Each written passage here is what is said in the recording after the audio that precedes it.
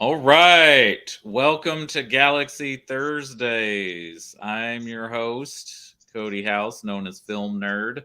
And today I actually have my co host with me for Galaxy Thursdays because he was off because we have conflicting work schedules. This is Chris Jacobs. Hey, man. Uh, I'm glad we could finally hey, get on. I know, man. Talking about my two of my favorite franchises ever. I mean, I am a huge Star Wars nerd. I have been a bigger Trekkie longer. So, these two franchises are right up my alley. And just wait Yeah. until we start talking Rings of Power, because if we ever get around to that, because that's a third franchise that all three of those are just my holy trinity of franchises. Well, I can tell you that I very much am enjoying Rings of Power. I've never read The Similarian. I probably said that wrong, but The or Silmarillion. It's a very Similarian, yeah, or yeah the appendices. But I feel like this is very much deep rooted into that Tolkien uh, backlog of lore. it it is, and people regarding the whole issue with them only being able to use bits and pieces. I would like to remind everyone that Peter Jackson, as much as we regard those movies, he did the same thing with the Hobbit movies and the Lord of the Rings movies. There were so many things that were taken and either left out or switched around or shifted to fit his movie narrative, and we ate that up. Everyone, like when we're talking about the Rings of Power, everyone keeps holding it up to Peter Jackson's version, but he did the exact same thing. Like it might be a little closer to the source material, but for the most part, his stuff is fan fiction too. I mean, it's all mix and match, you know? Well, here's the thing: his movies are specifically adapting a story, whereas this TV show is just in the world of that universe. It's not specifically adapting a subject. It's like, well, we're going to take elements and stuff from the world and create our story Right. that we want to tell. And, So, and and people keep talking about, oh well, Tolkien's rolling in his grave, and Tolkien, this is a slight against Tolkien, but then they'll turn around and all hail Peter Jackson. Which, don't get me wrong, that the Lord of the Rings trilogy is by far the greatest trilogy in cinema history, in my opinion. And but you need to keep an open mind too about what they're doing with Rings of Power. I think they're respecting it. They're not going just too uh, off the wall with it, and it's been very. I mean, I'm absolutely loving it. I'm loving there's gorgeous shots in there when the trip from Valinor in the ships was gorgeous, because you get a glimpse of it at the end of Return of the King, where the ships sail out of the harbor and then everything just turns bright white, you know. mhm. But we actually get to witness it, up to that point. And I don't know, man. They're doing some really great and gorgeous things with this series. You can absolutely tell where Amazon spent all that money. I'm just saying.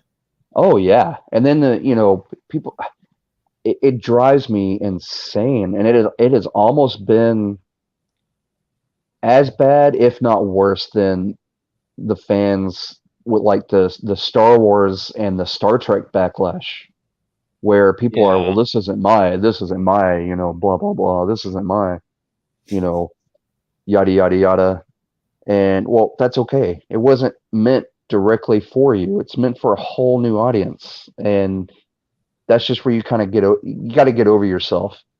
I used to be that person like years ago, shamefully, and I'll admit it. Especially when a lot of the early Marvel stuff started coming out. I was like, well, that's not how that happened. That's not. And uh, but thank goodness I got out of that mentality because it ruins it. If you want something to be so close to the source material that it's going to ruin your entire view of it, it's just not fun anymore. It's just, I mean, Well, and this is an argument I have continuously on our page, our video store reject page on mhm, Facebook with a couple of people. And I feel like next time I hear this complaint, I feel like I got to just type it in caps adaptation, adaptation. exactly. And I'm guilty, like here and there, even with stuff that's coming out. I'll be like, oh, wait a minute. I mean, thankfully, I'm thinking it and I'm not out there typing it on our page Well, because it's not meant directly for me. You know, we covered the Star Wars trilogy, the newest trilogy here a couple of months ago, and I promise you, I personally have complaints, and I could sit there and type them out and be a keyboard warrior and be like, well, look what Disney's done. But then I sit back and I'm like, you know what? This wasn't. I had my Star Wars. I had my time. This is for a whole new generation. And if I sit there and just dwell on that stuff, it takes the fun out of that franchise for me. Like I will go and watch them, and I've got to tell myself, Chris, you're watching these for fun. Just watch them for fun. Don't go in to critique them because you'll pick them apart, and then that kind of ruins it for you. Especially with that last film, I know we both have issues with that. But you know what? I sit back and my kids love them, and that's what matters. Because what's to say a new fan comes in and they're like, "Wow, that's my Star Wars," but it introduces them to the stuff that we grew up with, and what if they like it just as much? And that's okay. yeah, it's fine to dislike something, but just acknowledge that there's probably somebody out there that does enjoy it. So don't ruin it for them. I will say this about J.J. Abrams' realms in both of these universes. I like The Force Awakens, but unpopular opinion, I think the first Star Trek movie is actually a better film than the first The Force Awakens. Oh, But of course. but as much as I don't like Rise of Skywalker, I don't know, maybe it is worse because I don't get any kind of reaction out of Rise of Skywalker, but Into Darkness might be the angriest I have ever been at a movie. And maybe now if I rewatched it, I wouldn't be as angry watching it, but I probably would still be like, this I feels lazy to me. that was my case. Like I've watched it a couple of times at home. Like when we'll watch the trilogy and the Abrams Trek trilogy, and I've got to watch it because it's in there. But it's definitely an eye roller. Like there's some cool moments in there. Like there's some good stuff, but the bad outweighs the good in that movie. Well, And I mean, it's a well shot, put together action sci-fi movie. I like the banter between Spock and Uhura. I mean, even though it wasn't the right casting, I liked Benedict Cumberbatch. It's just, yeah, I don't want to yeah, get into darkness though. yeah, I was about to launch into. It's better we change the subject, but So let's go ahead and let's do Star Trek news first. That was last week, Star Trek Day. They dropped a lot of information. So yes, I guess the biggest thing was we got to see season 3 Picard trailer, which is supposed to be the final season, which makes sense. Sir Patrick Stewart is over 80 years old, and it looks like is all the next generation cast returning for season 3? everyone but Data. Everyone but Data. Wow, that is cool. Yeah, And it's going to be odd. I know the last two seasons were kind of Data centric, or They involved. were very data centric, yeah. So it'll be odd, but I mean Riker and Troy showed up in season 1, so it'll be cool to see Dr. Crusher, Geordi, and Worf. They showed Worf with all white hair, in his Worf ponytail, and it looked awesome. Yeah, Like I'm ready to see old man grumpy Worf, like grumpier than younger Worf. yeah. And I think no matter how some people feel about Picard, I think there's a part of me that just can't hate the show because of how much I love the next generation and how much I love Patrick Stewart and the character of Jean-Luc Picard. Like, Yeah, it was definitely they were shocker because you're not used to seeing next gen in that setting, like a modern movie or TV setting, because they've all been soap opera and um, very space opera up until that point, and it felt like watching, like, I don't know, it almost felt like watching a modern day cop show or something. I don't know, it felt weird. It was good.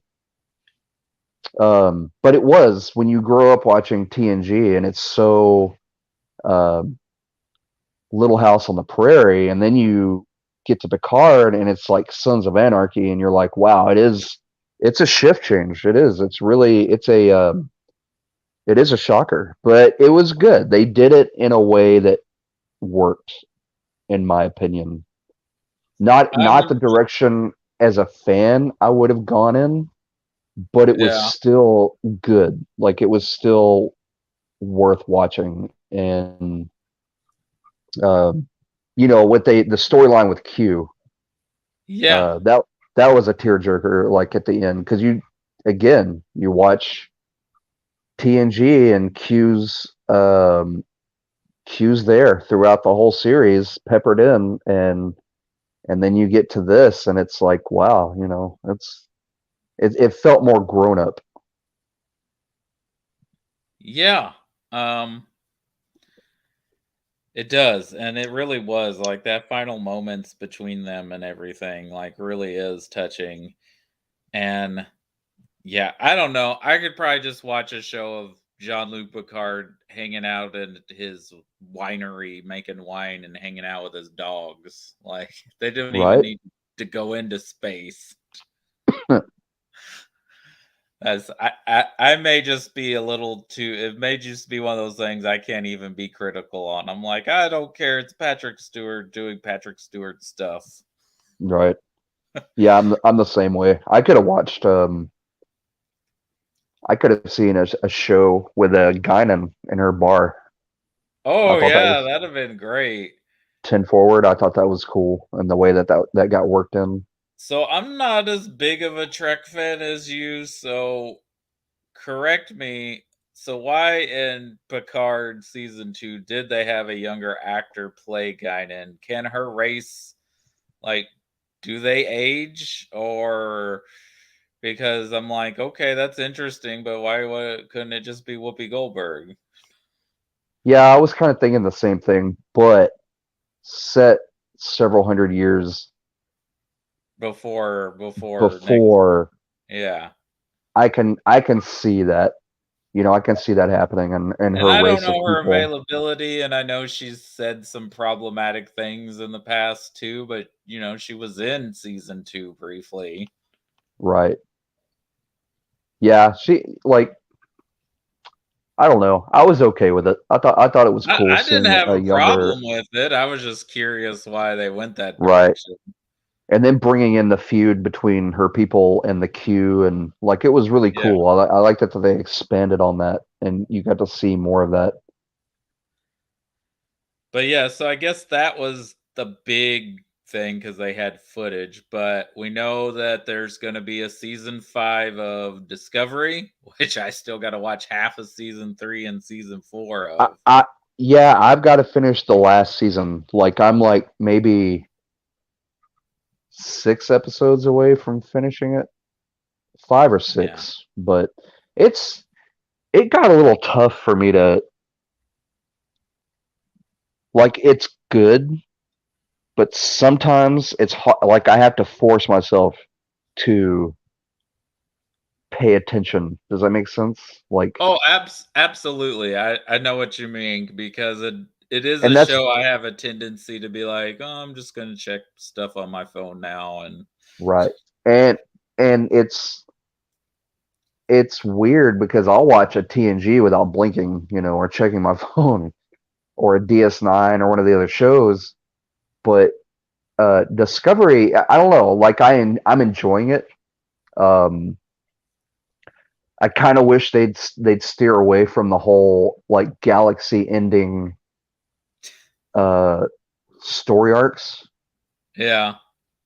because I mean we get it. The galaxy is ginormous and there's bigger things out there that could take it out, but do some kind of go in a different direction for a little bit. Not Yeah. everything has to be catastrophic. I do like the characters and the cast though, for the most Oh, I part. do. Yeah, everything else is great. Like I love the design. I love the cast. I mean, I love the characters. I like what has happened up until this point. But I don't know. I just kind of want to see a little story shift in what's going on. Like play it down a little bit. It doesn't have to be, the Enterprise crew saving the universe. Go back to TNG. I don't know how far along you are, but they had some cliffhangers that weren't just everyone's gonna die. Like they had some low key cliffhangers. So Yeah, let's so let's see a little bit more of that. side tangent before we talk more news. As far as like what I'm kind of backlogging watching, because Hmm. I've probably seen a big chunk of Next Gen because that was my entry way into Trek, but that was pretty much all I watched other than the movies for the most part. Right. But I just watched an episode where they went to Data's home planet and they found another Data and it was an evil Data and he tries. Oh, lore. Yeah. And then I Yeah. watched the episode prior to that is Picard stuck in the holodeck being like a 40s noir detective. Ah, nice. Yeah, there's a lot of holodeck episodes where the holodeck is going to malfunction a lot, and you would think that they'd work the bugs out of it already, but yeah, like I don't know, man. I kind of like that's why I'm really digging Strange New Worlds is because it went back to the episodic formula. Like there's still some continuing storylines in there, but every episode is different. Yeah, so I know it's more in vein of the original Trek because that's the timeline, but yeah, like that Next Gen, I guess even Deep Space Nine and Voyager to a certain degree, you could just pop in week to week and watch an episode and not be like, "Oh, what happened last time?" Well, up until the later seasons, about season 5 of DS9, they're going to start getting into the Dominion War, which is Okay. So it's going to be excellent. more episodic where it's like you got to. Oh, dude, like you don't have to. They had some filler episodes, and it was episodic, but in the background, they had the whole Dominion War going on, and I'm telling you, Okay, man, but I mean some of the best Star Trek on TV out there, because that's when you got a little more. Like, there's some episodes where they show fleet battles, and I'm like, holy crap! For like mid to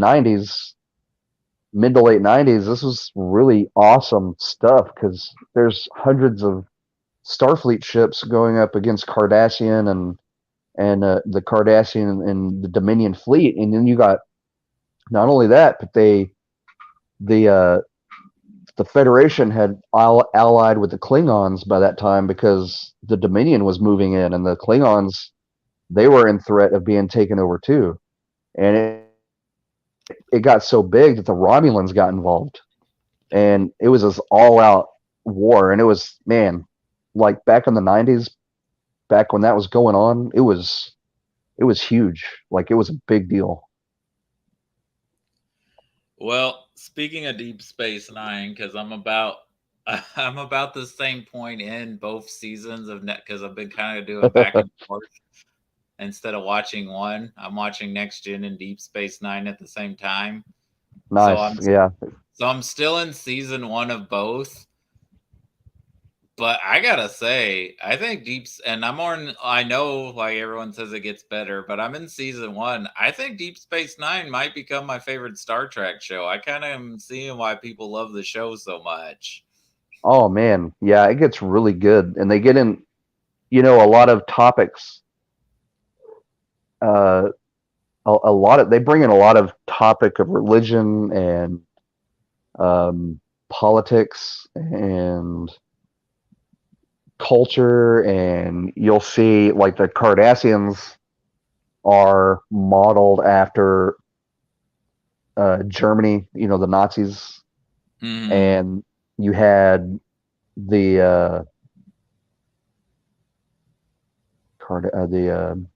man brain fart, Kira, her people Yeah, with the the Bajorans. the Bajorans. Yeah, Yeah. Then you have the Bajorans that have a lot of uh,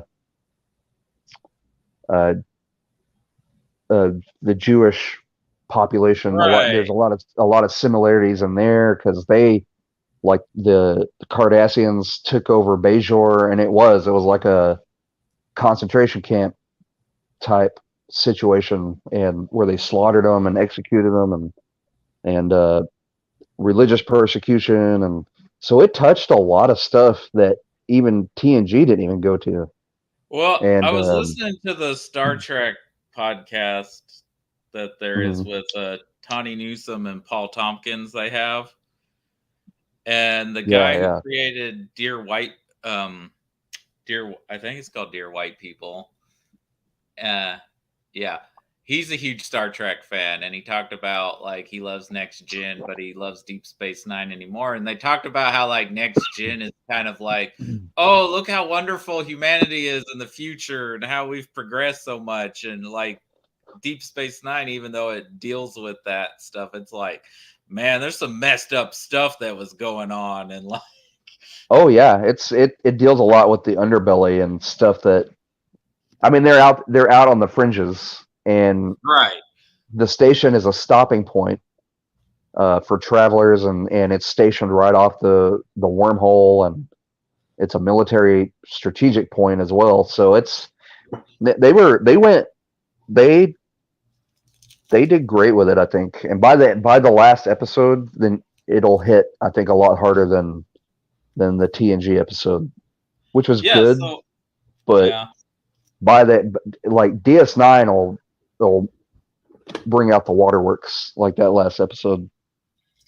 yeah, and as much as I love Next Gen and I love Patrick Stewart and Captain Picard, I gotta say Cisco might become my new favorite captain. Oh, he punches Q. Yeah, Q I already shows up. saw that episode. Yeah, he punched Q, so he ain't taking nobody's crap.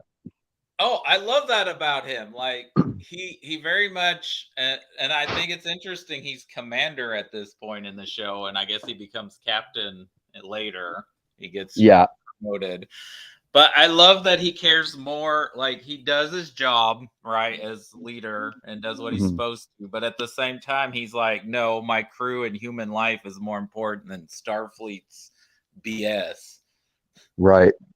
Like in that pilot episode, he like does not give a crap about. Well, of course, he also has issues because his wife was killed when Picard was taken over by the Borg. So there's some I touchy. I when I watched that first episode, and they showed him like he was at the Battle of Wolf 359, I was like, holy crap! It tied into to Best of Both Worlds, and that was like the most mind blowing thing. And his was it the Saratoga he was on?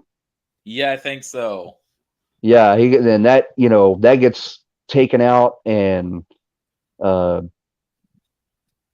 and I don't know. I thought that was like back then that was really awesome, like an awesome tie-in.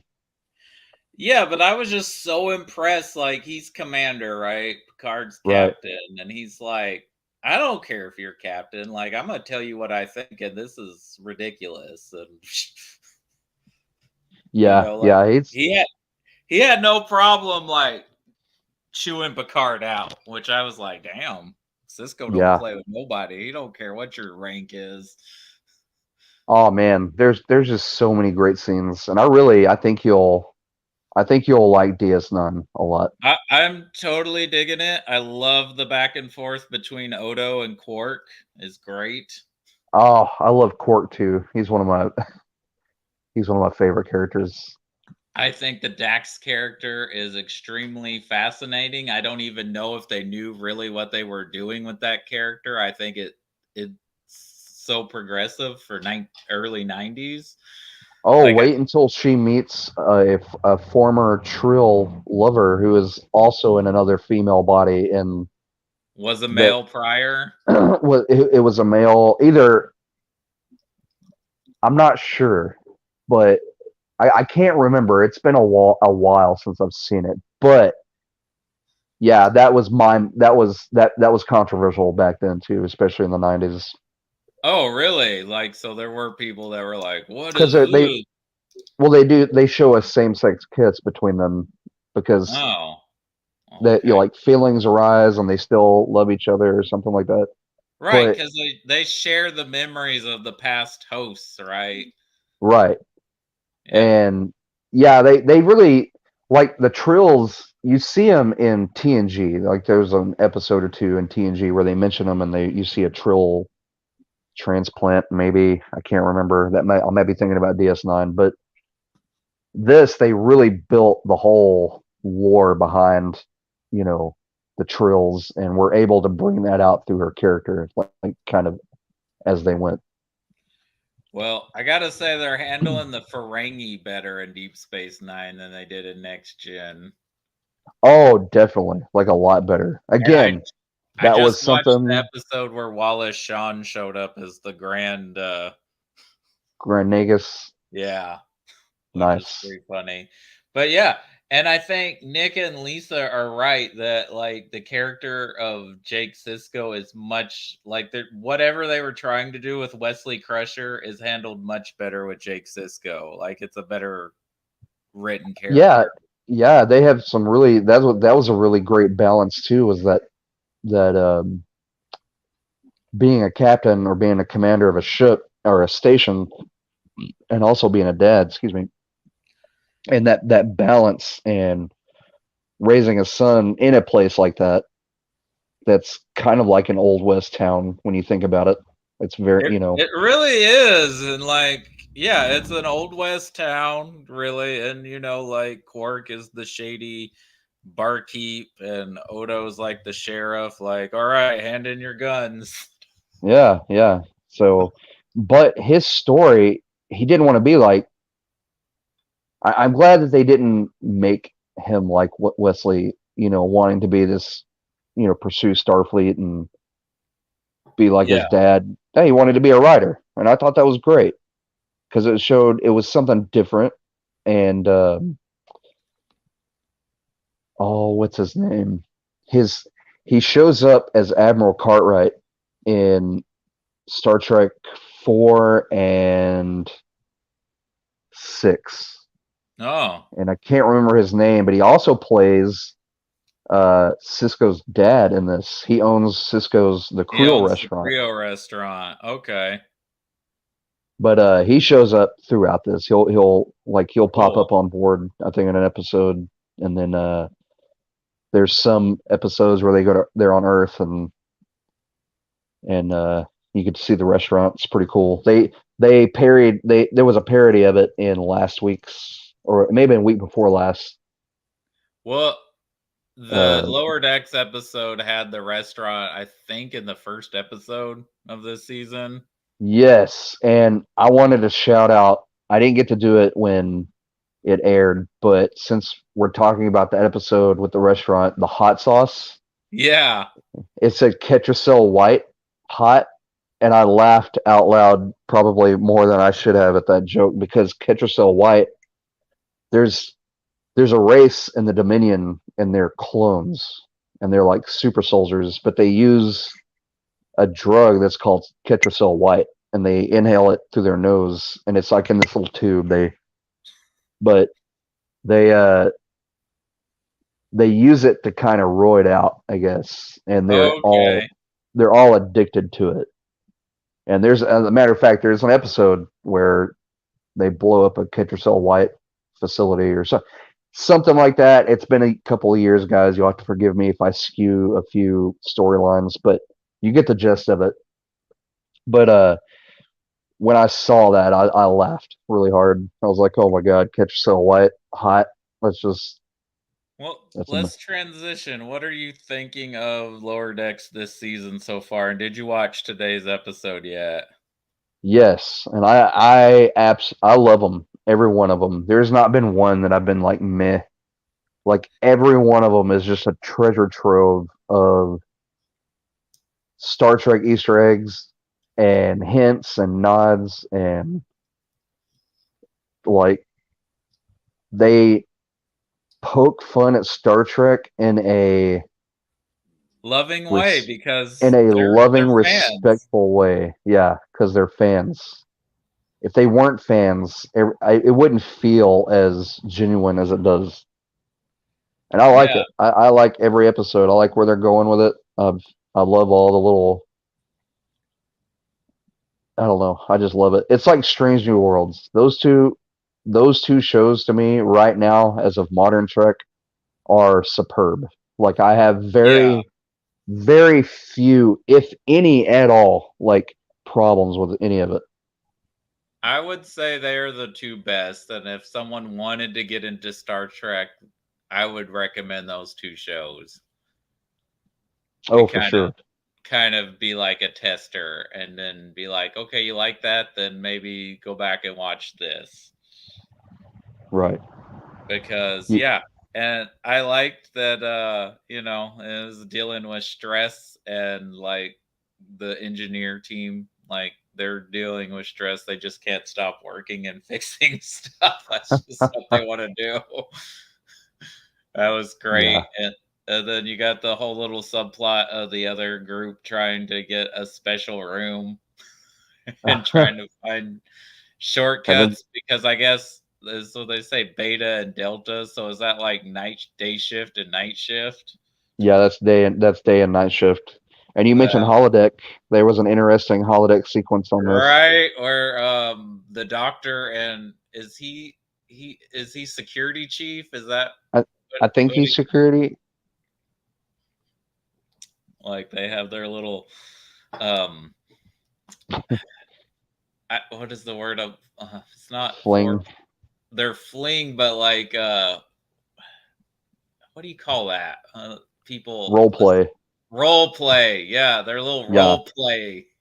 Yeah, that was they all in a accidentally get into shootout, killing the feds.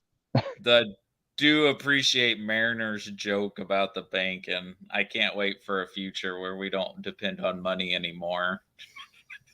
Right, Because really, paper it is worthless paper, even though we put so much worth in it. It's a piece of paper that like once destroyed, it's like boom. Okay. right. Oh no, there's always going to be a need for or a greed. I say need. I'll say there's always going to be a greed for gold press latinum. Yeah. So think that part of Star Trek future we won't get to.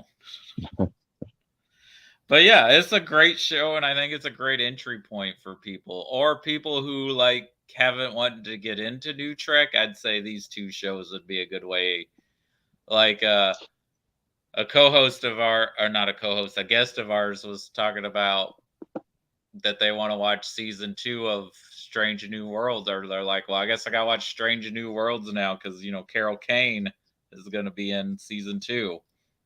Oh yeah, that's going to be interesting. I can't wait to see that. And I was like, yeah, and the two shows I recommended, I was like, yeah, you gotta watch Strange New Worlds and Lower Decks. Like, those would be the Yeah. two I'd recommend to watch.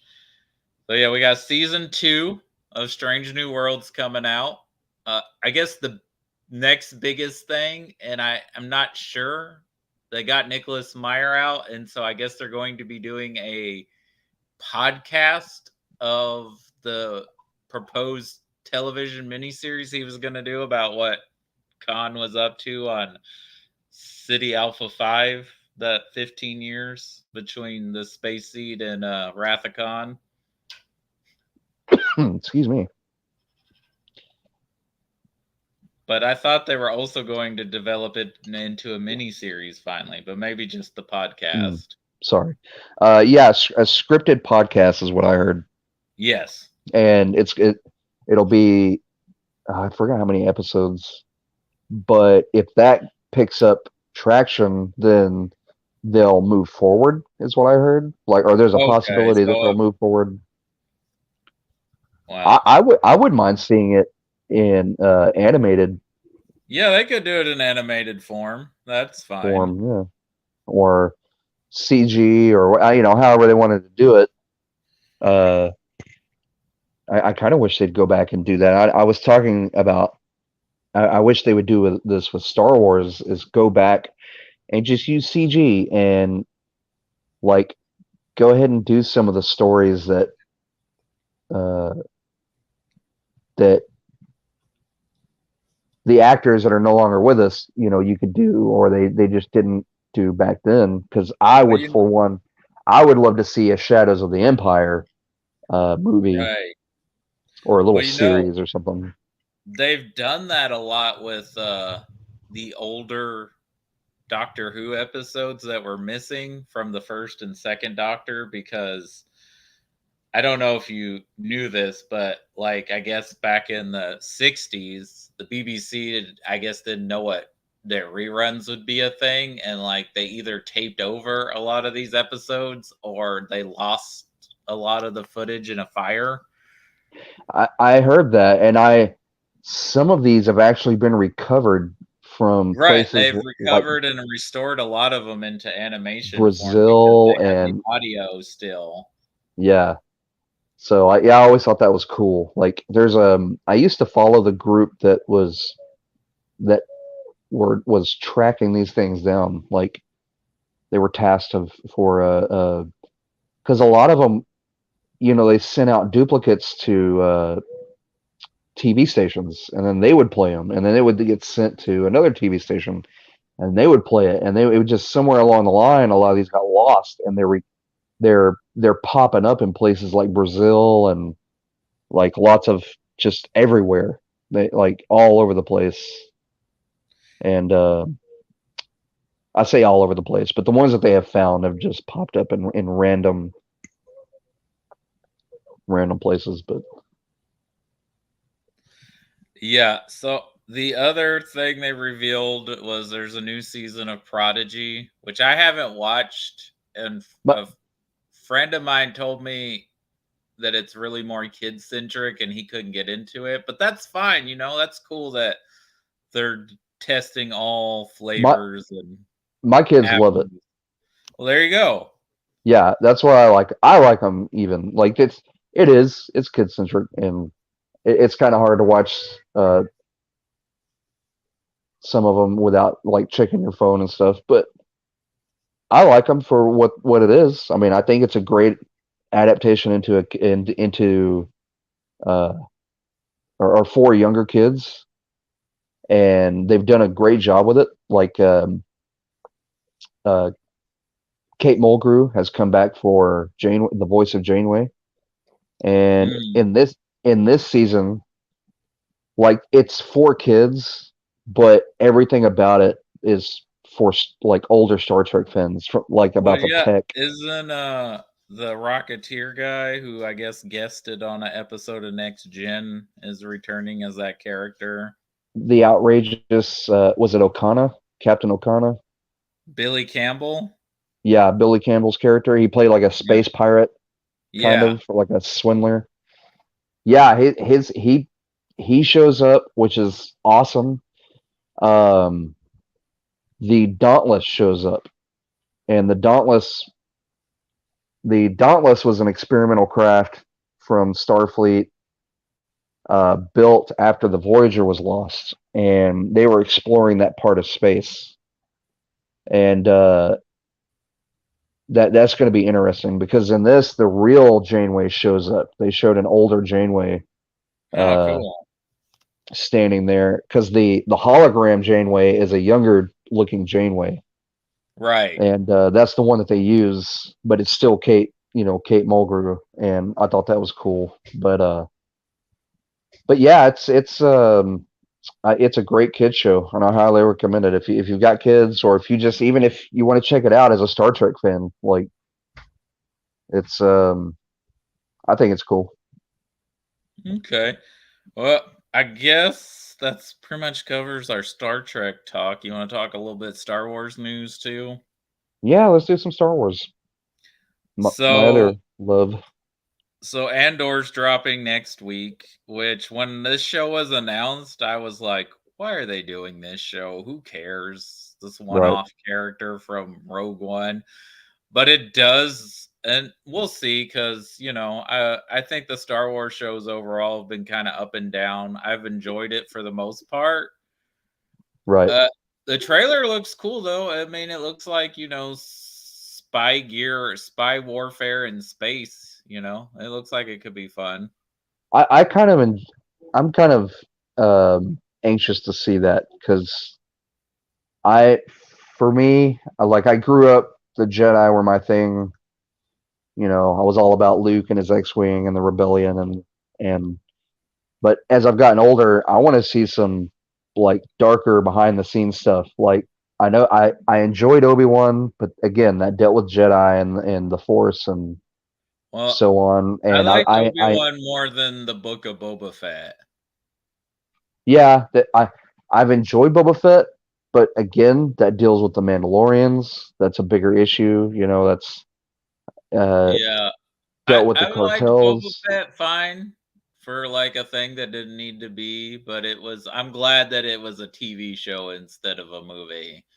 Right. Yeah, same here. Because I can honestly say I had a few complaints with with that. I've liked it. It is what it is. I'm glad that we've got some Star Wars and all to watch because I remember back in the dark days in the '90s, before Right, in the Phantom Menace. 90s where actually it wasn't cool to like Star Wars, even though they were Right. hugely popular and, influential movies. For some I mean, reason, like, it got deemed to only nerds like this stuff. right. And don't get me wrong, we were getting the re-releases and we got Shadows and that was cool, but there was no other media at Well, I all. think So, that's why, the anticipation for the Phantom Menace was so high, you know, right, partly. It's like, "Oh, it's new Star Wars, like, we're finally getting new Star Wars." Like, they've been right. talking about this for over a decade. And then So we've got oh, what was that? But yeah, I'm sorry. I'll go back. Let me finish. I am interested in Andor because I want to see something without a Force user or a Mandalorian in it. right, If yeah, that and makes sense. that's what I want from this is I want them to explore all the avenues of the universe, not Right. just keep it. That being said, I can't wait to watch Tales of the Old Jedi, especially because we're gonna get a young Count Dooku, maybe see how he goes to the dark side, and a Padawan Qui-Gon. Yeah, that's Like, going to be interesting. Yeah, I want to see that too. That looked really cool. it looks like even though it's more of the Jedi, I'm like, okay. I mean, maybe I don't need all the Ahsoka stuff, even though I love Ahsoka because we're getting an Ahsoka series eventually. Like, Speaking of,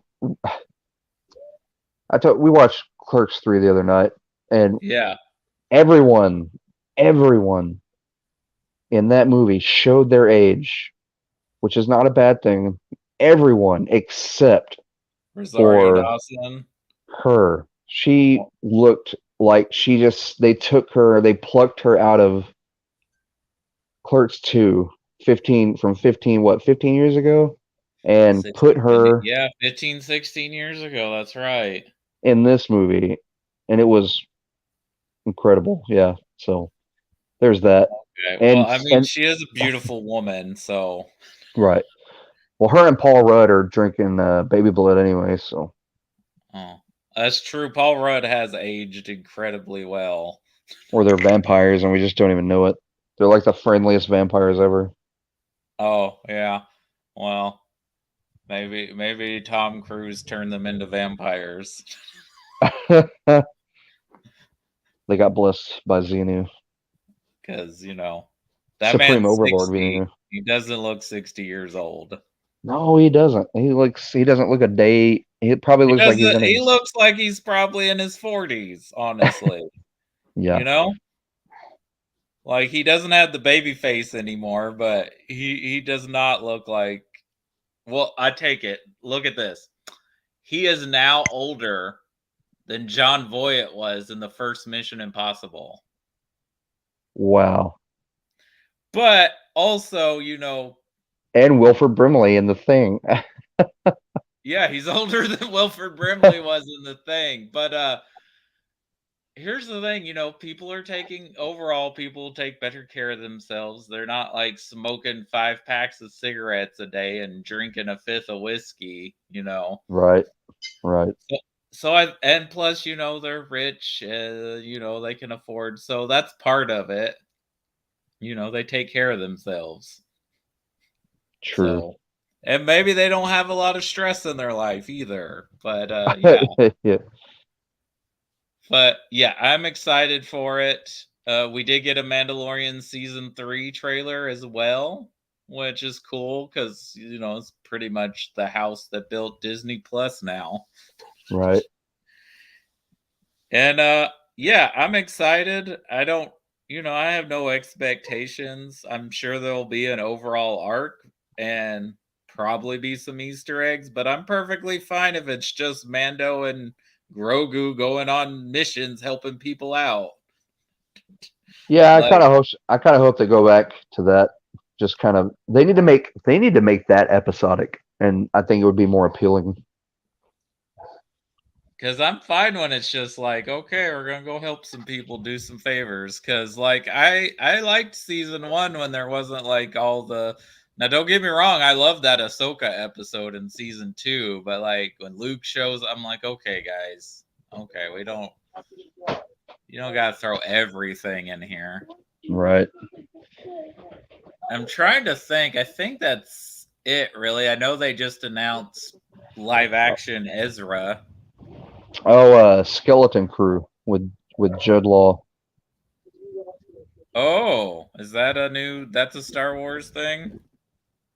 Yeah, I'm not 100% on it, but I think it's him leading a group of kids that got lost across the galaxy or something like that. I'm not 100% on that. So I can't really look that up right now, but Cool. I'm seeing if there's any other big thing that we forgot. I mean, they did just overall Lucasfilm stuff too, not just Star Wars. yeah, we did get some indie stuff, which I'm anxious. I want to see. Yeah. I would have been fine with that one, but we'll see. You know, not Yeah, gonna I hate could have on. lived without another Indiana Jones movie, but if they're gonna, oh yeah, you're right, Skeleton Crew. They did announce that.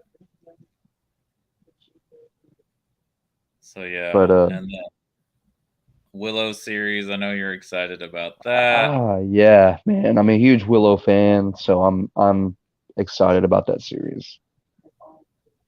And it looks Yeah. like I slowed the trailer down, and it looks like they got a lot of the original people, like his wife and uh Fulgar and one of the the he was the village warrior that they took along, and so Joanne Wally's coming back Yeah. as So Sorsha, so that'll be cool. So yeah, it looks like the guy that did the Tom Holland Spider-Man movies has gone to the Star Wars side and is doing this show. Okay. But yeah, Ahsoka is supposed to come out next year, as well as Mandalorian season 3, and then looks like they're gonna do a kid-centric show called Young Jedi Adventures. Hmm. Well, But cool. yeah, I'm excited that Star Trek has just as much content in all the genres, just like Star Wars does. yeah, I'm glad that, and maybe there are still people like in comics that, oh, I'm more Marvel or I'm more DC. Same thing. Right. Someone's more of a Star Wars than a Star Trek, or vice versa. But I'm glad that they're both kind of at the, and that's the beauty and the downfall of this day and age of entertainment, is like, yeah, we have all this content and IP now, but I don't know what it does for original programming and stuff. But I'm Right. glad that they're both kind of on the same level now, because it feels like they kind of go back and forth through the ages. Like, Star Trek came first, obviously, but then, didn't wasn't a hit show until I guess it went off the air and was on reruns, Yeah. or When it the got fans when it just wouldn't let it go. They're like, "Hey, I like this thing. Why is it gone?" letter And writing then campaign and um, I think that's where fan fiction kind of started. right. And then I guess, Star Trek was one of the first like fandoms from TV, and I mean like super fandoms, like well, yeah, you could even say that Star Trek probably created fandom to right. what we know of It it in today. America, I think Doctor Who Doctor had Who a start predates Star Trek by about 3 years as far as when it came out on television. right, but over I there don't know how they huge already it was. had toys and it already taken a hold of of of the island. Um, but over here in America, Star Trek would be it. That would be our first major like fandom from a televised like from media. Right. And then I guess Star Wars comes out decade later, biggest movie of all time, and I guess that kind of kickstarts them to be like, well, maybe we can bring Star Trek back because people like science fiction now. Yeah, well, everybody, Disney, Yeah, Paramount, everyone was James Bond. Everyone was trying to do a sci-fi thing. yeah, everybody was scrambling. They were like, "Hey, uh we need something. Let's dust this off because there's still a huge fan base. Like we already have a fan base built. We just need to release something new. We need to revamp it." And that's exactly what they did. And that is thanks to Star Wars, but Star Wars also owes a lot to Star Trek for bringing to light that science fiction. Like, hey, we can have a media something from a TV show or a movie that's a really cool, science fiction. And then, Star Wars runs its course. Star Trek is pumping out movies. Eventually, then they get back into TV shows. And even though they were syndicated TV shows, they pretty much ruled the 90s. And then Star Trek kind of disappears again. Star Wars comes back with the prequels. And then there's the whole back and forth. But I think television is the best home for both of these properties. Oh, it is for sure. Like um, when they announce a movie, I'm like, you know, Well, they did announce Star Trek 4 was going to come out, but then the director went over to Marvel and is now going to do the Fantastic Four movie, right. which was the guy that created, or I don't know if he created it, but he was, I guess, the head writer of WandaVision. Okay, yeah, yeah. So, but yeah, that's about it, I guess. We almost spent an hour geeking out on these That's things. But pretty that's all good. I got, really. Just wanted to Yeah. talk the news and the newest episode and just tell you where I am in my rewatching of these Star Trek properties. Well, cool. Yeah, I have watched these over the years just multiple times, and that it's a comfort show. If I just throw something on before that I want to go to sleep to, or in the background, or uh, like man, I'm just gonna watch it.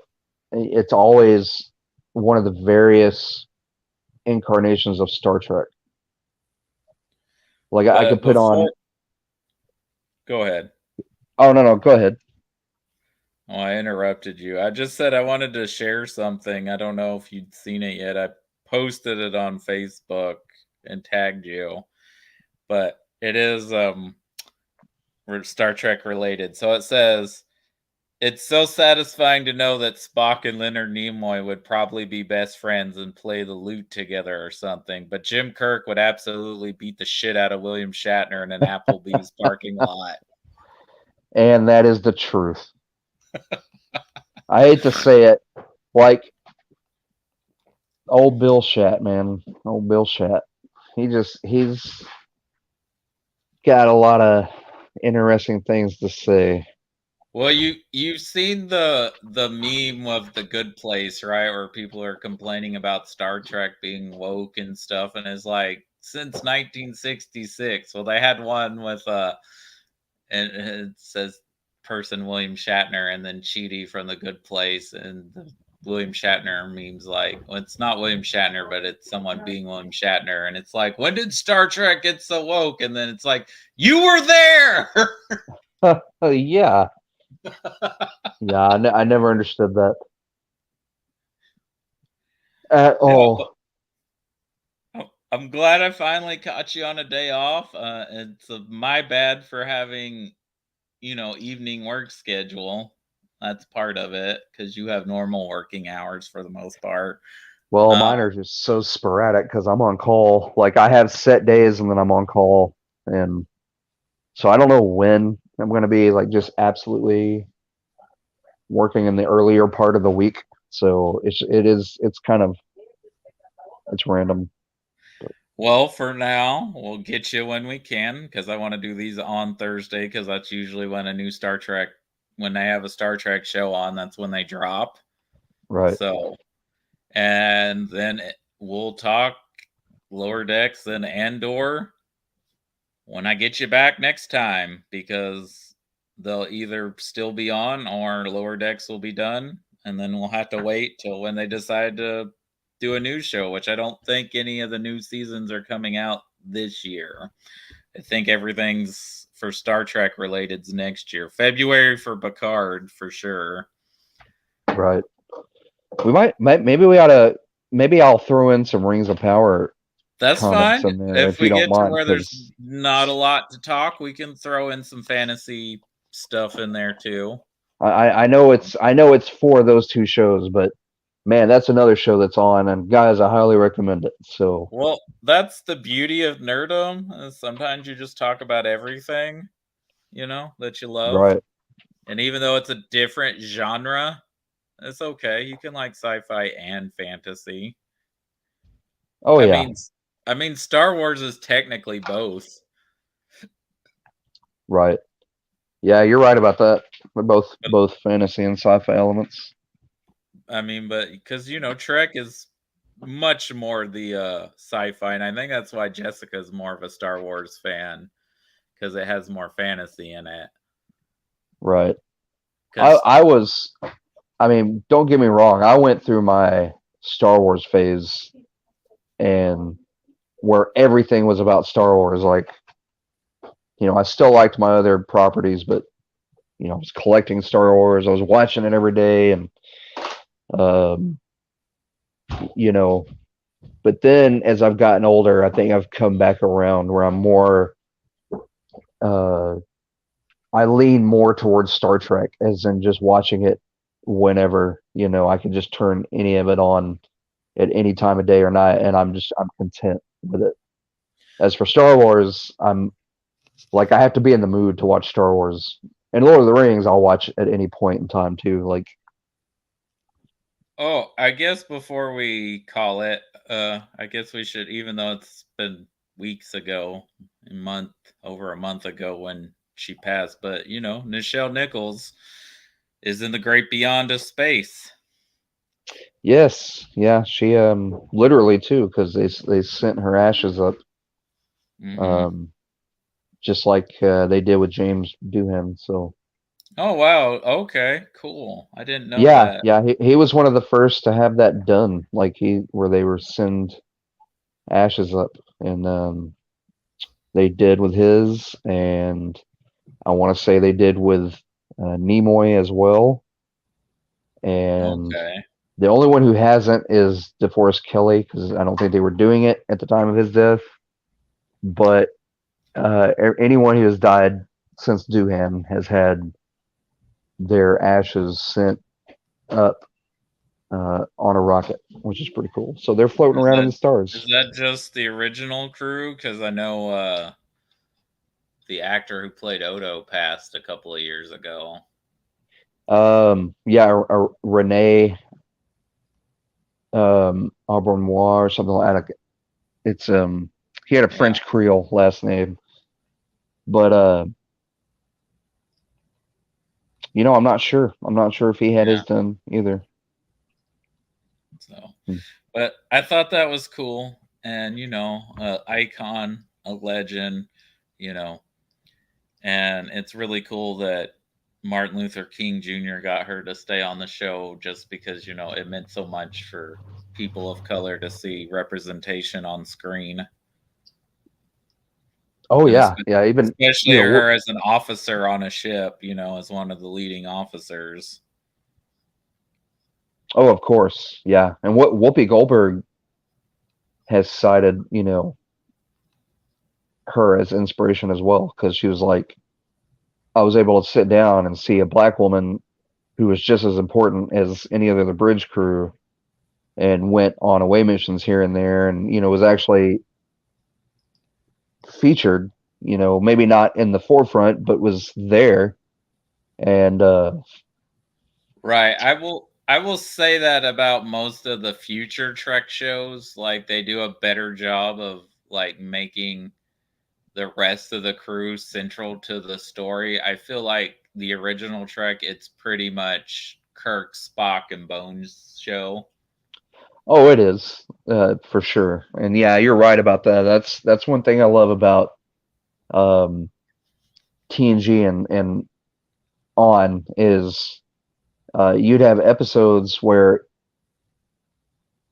it was a data centric episode, or it was a Worf centric episode, or Crusher, or Troy, or everybody got their own, like, this is all about me episode, multiple episodes actually, and I always enjoyed that. That's what I like. One of the things I like about uh, getting to go back and watch Trek, because you be like, man, I'm in the mood for a data episode, and Mhm. you have plenty to choose from, or I'm in the mood for just one focused on Picard, like, so you've got Homefront, or where he has his heart transplant, and Q sends him back, and he gets stabbed by the Nausicaan in the back through the heart, Oh, I've and he has, definitely seen that one now where he goes back to the academy, right? He gets to relive it. yeah.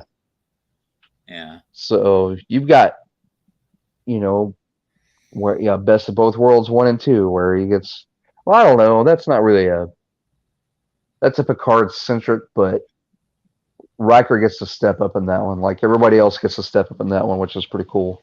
So is it season two where we finally get the classic Riker look? Because that is one thing about season one. I'm like, where's your band face, Riker? Yeah, I believe it's two. I believe it's season 2 where he gets the beard, and they ditched the jumpsuits, if I remember correctly. But the latter half of season one is definitely better than the first half. Like so far, like the last two episodes of Next Gen I watched, I've really liked, but some of those first episodes are a bit wonky. Oh, they're rough. I mean, you get to the first season and it gets a lot better. Like it feels more like TNG uh, that you're used to. That they probably showed more reruns of was like Yeah, I was the gonna say later I don't think I seasons. remember seeing a lot of season one. I remember when like Spike TV started showing the reruns. Yeah, And yeah. really when I got into like Next Gen again, and like because I remember like what's her face, Tasha. I'm like, who is this lady? Like, Yeah, Denise Crosby, you know that she is actually the granddaughter of Bing Crosby, but did not know that. her mom was estranged from the kids, like from her father, from Bing, and Strange. so she didn't have like a really good relationship with them. Like she only remembers them like a little bit, and Well, she tried to get into acting, which she was in a lot of B movies. She was in uh-huh. some skin flicks from Canon back in the day. Um, and then she got on Star Trek, and then she left because she was like, "This is kind of ridiculous." And she has come back and said she regretted it, and because after that she didn't get it, she couldn't find any work. She was So like, "I'm not doing this. she was I'm the not doing this David silly Caruso of sci-fi." Star Trek, huh? Pretty much. Because you And know he after that, she couldn't find any work, so she was like, "Please let me back on the show." And they were like, "Well, you're dead, but we can write you in as Sela and uh, her yeah, Romulan character." So, but right. but and then she does come back in yesterday's Enterprise, which I really like. That's one of my favorites, and that's where they end up in an alternate timeline where they are at war with, is it the Romulans or the Klingons? They're at war with someone, and that's where you see the Enterprise converted into a battleship where it has the third nacelle and like the giant disruptor under the saucer. Yeah. And but she comes back, and Guinan's like, "Well, something feels off. This is weird. Like this is not supposed to be like this." And what happens is they wind up saving, and the Enterprise C shows up, and instead of it was supposed to be destroyed, Mm-hmm. and it was destroyed in a battle with two Romulan warships. And um, was that Garrett? I can't remember the case. Anyway, that was the first time they were like the Enterprise had a female captain, and everyone's like, that's cool. And but anyway, she shows up, and what's his name? Shooter McGavin. You know who I'm talking about? Well, Christopher McDonald. Christopher McDonald. He shows up. He's the number one, or he I think he's promoted to captain, but they decide to take it back through the little wormhole or time warp thing that it came through, and go make a last stand, and they end up getting destroyed, and that sets everything right. So it's a Oh, cool little episode, like a what if, and okay. yeah, I highly recommend it. Cool. But yeah, great. I look forward to checking out it, and I'll keep you updated on where I'm progressing. Let me know where you're at, because I guarantee you I could throw in some insight if you don't mind, because I love talking Trek. No problem. Well, thank you for. I'm glad I got you on finally. We'll be doing more stuff this weekend with our video store reject stuff, and then if you're available next Thursday, we'll talk Andor, Rings of Power, and Lower Decks. Cool. Yeah, that sounds good to me. And And then thanks for having me. no, of course, you're like I said, you're probably the biggest Star Trek fan I know. So There was no other person I could have asked. Well, I love And it. I'm glad we finally got the opportunity to talk Star Trek because there have been point before we've started shows where I just launch into this, a dialogue of why Star Trek is awesome, and it eats up a lot of time. So I'm glad that we got to actually put it to use. yeah, now we have a designated show for you, Chris, to just to babble on about why Star Trek's amazing. Oh man, you give me an episode and I will let loose. I'm So always delighted. I'm gonna go. I will see you tomorrow morning if you're available. We'll be talking with our friends over the ocean about these two perfectly fine cable movies Ridley Scott directed. We will try to sit. What time tomorrow? Very early, 8:30. 8:30. Well, I mean, yeah, we'll be up. So, and what movies were they again? American Gangster and Body of Lies. Uh, I think we've seen American Gangster. I'll check out Body of Lies. You probably have seen American Gangster. It's based on a true story. Denzel Washington is an up and coming becomes it's based on this guy named Frank Lucas who like basically finds out where to get pure heroin and goes to Vietnam, gets it and directly sells it. Like he has the US troops smuggling it in to Wow. and Russell Crowe plays this cop who's investigating it, but also he's like trying to crack down on corrupt cops as well because he's like a good cop and wants to be a lawyer. And, all the cops hate him because he found $1 million in a trunk and turned it in instead of like, keeping it hush hush. Right. Yeah. It's fine. It's a very well made. It's probably good as it is because of the actors involved. Like, Right. but like it's not like a great crime movie. Like it's like, yeah, I've kind of seen this movie before better, but like, it's Denzel Washington, so it's worth watching. And Body of Yeah. Lies is definitely a product of, that post 9/11 war on terror thrillers. But, it's Leonardo DiCaprio and Russell Crowe, so that probably helps it. We'll see. Well, I might. I don't know. I'll let you know. I'll let you know tonight. I Well, might I have to sit wasn't down on that one planning on because. doing that one, but Robbie was like, I want my friend, he's staying with me. Can we talk about it? I was like, okay, fine. Let me squeeze these in. I might, if I'm up, I might sit in. I might get onto my phone and just sit in if that's cool. Like I Yeah, don't know of if I'm gonna. course. I don't know if I'll get around to actually watching them today because I don't know if I can sit through both of those like back to back. As interesting as the American Gangster sounds, I don't think I've seen that. It sounds really familiar, Well, yeah, it but came out in 2007. So if you had seen it, maybe it's just been a long time. yeah, if I have, it was back when it came out, and I just don't remember watching it, but who knows? But yeah, if I can, I might just sit in with you guys just to chat and chime in here and there. All right. I'll see you tomorrow regardless if you're in the morning show because we got to talk about how bananas killer clowns from outer space is. Right, right. Yeah. As of now, I should be on time, but you know, we'll We'll see. yeah, it was Killer Clowns and Monster Monster Squad. Squad.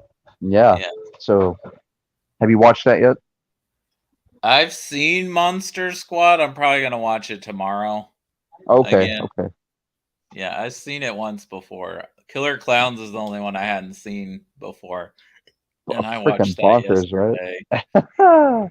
And yeah, I'm not sure how I feel about it. Really. It's I don't think it's bad, but I don't know if I'd say it's good. It's a cheesy bad movie for me. It's not a good movie. It's a cheesy bad movie in my book. It's I one can that you see put that it's one that you put on to roast, like when you're drinking with friends. You're like, hey, y'all want to watch something crazy and just roast the hell out of it. because I feel like it's got some interesting effects, but I'm like, this needs like a Peter Jackson or a Sam Raimi or a Tim Burton, somebody to like kind of touch it up a bit, like Right. because And it feels a the little bit too random to me. Like I'm like, okay, it's just some goofy stuff happening. well, it felt like a grindhouse movie, just Oh, not for as sure. violent But because like, there's randomness with the plots and the way things happen. Like I was like, oh man, I'm glad we watched Grindhouse because this is like watching just another Grindhouse movie. yeah, that's how it feels. I can see that. All right. But Well, I'll see you tomorrow. And yeah, enjoyed nerding out. all right, man. Yeah, I appreciate you having me on. No problem. If we let's see, tomorrow's Friday, so if I talk with Justin, we'll just be talking about what's new, what we've seen, what we want to see, what we're liking. And Right. so if anyone's watching this, thank you. You can subscribe, and just leave your comments. But if you leave comments, please keep them friendly.